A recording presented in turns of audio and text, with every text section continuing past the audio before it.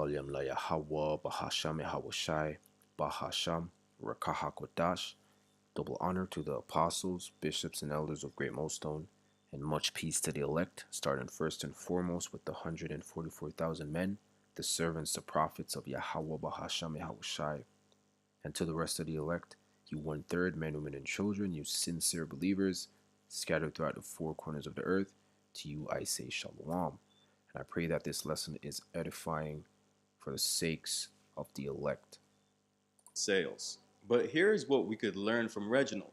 Before the executives believed in him, and before the investors believed in him, Reginald Lewis believed in himself. In order to do anything extraordinary, you have to believe in a future before you have any evidence that it is possible. If you can't convince yourself first, you will never get the opportunity to convince anybody else. In 1987, And Khan, and here is a spiritual understanding. Okay, so this is Hebrews chapter 11, verse 1. It says, now faith is a substance of things hoped for, the evidence of things not seen. Right? So all of the things that we hope for in the scriptures, majority of it is things that we've never seen. Okay, we've never seen Yahweh Shai, in this life, physically. Some of us have in the past life. Some of us were walking with Yahweh Shai. What I mean by that is we believe in Yahweh Shai, knowing that in Hebrews, not Hebrews, in Ecclesiastes, it tells us that we have no remembrance of, former things. So in that sense, we've never seen him, and we've never seen Yahweh physically as well, and we believe in Yahweh, who the world ignorantly calls God. We believe in the salvation. We believe that we'll be beamed up into chariots, and we've never seen that before. That's what makes it faith. The substance of things hoped for, the evidence of things not seen, as it says in the scriptures. In Romans, I'm going to get that later. It says that, hope that is seen is not hope, right? And let me just jump down to the seventh verse. This is Noah. It says Hebrews chapter 11 verse 7. By faith Noah, being warned of God, warned of Yahweh of things not seen as yet, right? Being warned of something that has never been seen, moved with fear, prepared an ark to the saving of his house, by the which he condemned the world and became heir of the righteousness which is by faith. And you have to understand, in the days of Noah, rain never fell. So it was a crazy thing, an extraordinary thing to say, that it's going to rain and there's going to be a flood that's going to kill everybody. Because best believe, the Lord, let Noah know what was going to happen. And he warned the people, So it was a very crazy thing. And it's through faith, believing in extraordinary things, that we achieve things like deliverance, right? Because Noah was delivered, right? Because of his faith. Because our faith is extraordinary. And what does that word mean? The word extraordinary means going far beyond what is usual, normal, or expected. So it's unnatural in the sense of these mortals, okay? Because these other, the 2/3 of Israel and these heathen, they operate in a mortal mindset, with a mortal mindset. They don't have an immortal mindset or a extraordinary mindset. That's a better word, okay? That's more fitting, because our faith is extraordinary. It says it describes things, people, or events that are very rare, remarkable, or special. For example, men of the Lord being on the highways and the byways. That's an extraordinary thing. And that's driven by the extraordinary faith that the Lord has gifted us. Okay? To believe on things that we can't see with our physical eyes. Okay? All right? That's what makes it special, as it says here, and remarkable and rare, because we're a spectacle, man. People go, not people go, but people drive past the men of the Lord, and it mesmerizes them, man. It never ceases to amaze me when people just drive by and they stop and they're looking and they're videoing. They never get they never get over it, man. You know, and this is verse 5. Let me jump to verse 5. It says, "By faith, Enoch was translated that he should not see death, and was not found because God had translated him. For before his translation," and the translation is talking about being beamed up into a chariot, okay? "For before his translation and a chariot I'm referring to is these so called UFOs that the so called white man Esau Edom, you know, likes to paint as green men from Mars flying around in spacecrafts. Hence the term UFO. But these are identifiable objects. They are the chariots of the Most High, the vehicles of our brothers, the angels, doing the work of Yahweh Shemel Shai, watching over the sinful kingdom, you know, recording all the evil that is being done, and watching over the saints, the remnant, the elect. Anyways, it says, for before his translation, he had this testimony. What's the testimony? Faith, that he pleased Yahweh. He pleased the existing one. So this is the spirit that we're in. We're in the same spirit as Enoch. Okay, the faith that extraordinary faith that will, you know, give us salvation, right? So that extraordinary faith is what the elect has, that leads to that extraordinary event that's going to be very strange to these heathen in the two-thirds, which is our salvation being beamed up into the chariots, right? So faith is very important, man. Without faith, it's impossible to, to achieve that extraordinary, you know, the extraordinary things that we believe in. The new heavens wherein dwelleth righteousness. You know, that's because of the extraordinary faith we believe on these things. Because when you say that to someone, they can't envision it in the way we do, because Esau is the end of the world and Jacob is the beginning of it that followeth. That's also extraordinary, but we believe it because it's prophesied.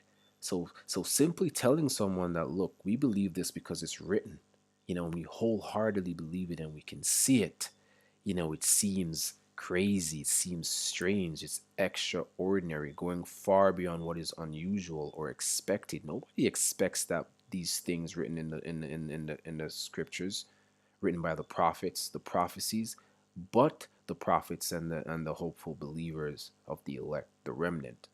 Only a small body. It describes things, people, or events that are very rare, remarkable, or special. Right. And if you want to go further, core meanings, because, words have so much depth, it also goes into, something remarkable, in the sense of, as it says, much better or more impressive than average, because we are better than everyone else. Even the freaking two-thirds. Look at LeBron James. Look at Michael Jackson. Look at Bob Marley. Okay? Look at Lionel Messi. Right? We're better in everything. But we're talking about the righteous of Israel, you so-called Negroes, Hispanics, and Native Americans, and Israelites that look like Larry Bird, Luka Doncic. You're also Israelites as well. The Spirit bears witness. The elect, the righteous, is more remarkable than anyone else, as it says, much better and more impressive than average, right?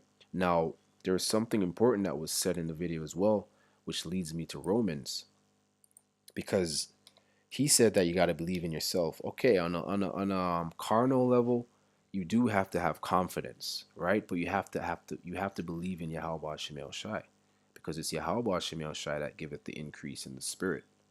So it's our belief and faith in Yahweh Shemel Shai why we can achieve the things that we can achieve in the prophecies as a body of believers. And why we will be rewarded with salvation is because of the faith that was gifted, the extraordinary faith. But you also have to be persuaded. You have to believe. You have to work out your own salvation, right? So as it says, and this is also a point he made. So this is what I'm going to use to give the balance. And it says, this is Romans chapter let's see what verse it is.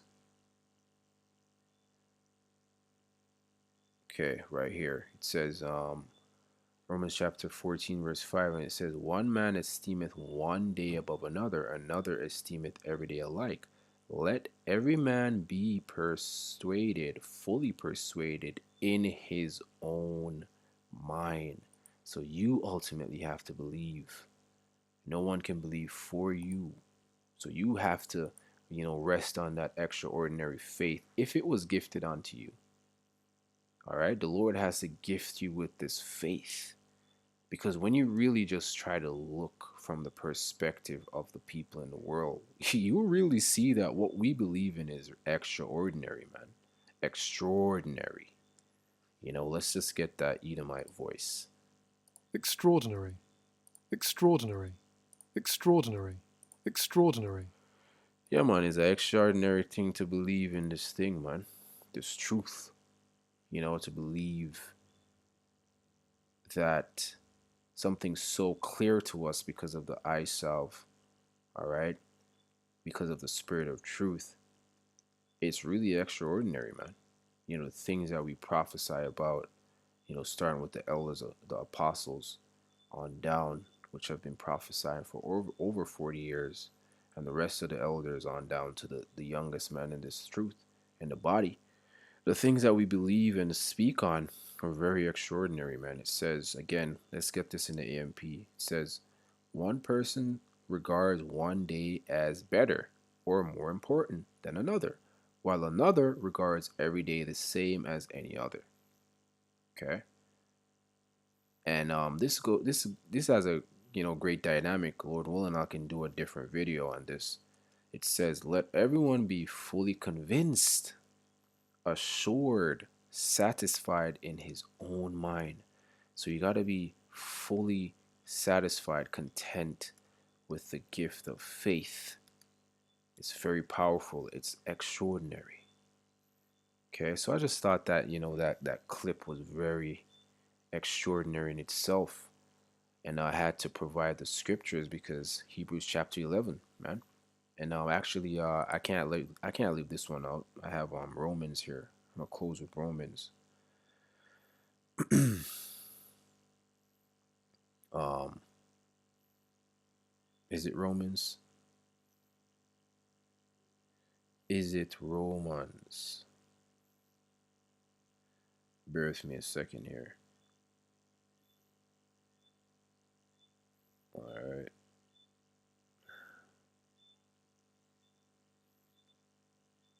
Slovakia.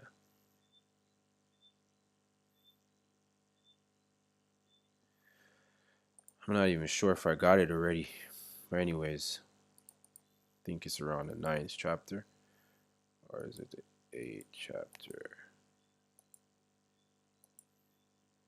This is Romans chapter 8, verse 24, and it says, For this for in this hope we are saved by faith. But hope, the object of, which is the object of faith, which is seen, is not hope. For who hopes for what he already sees? Rhetorical question.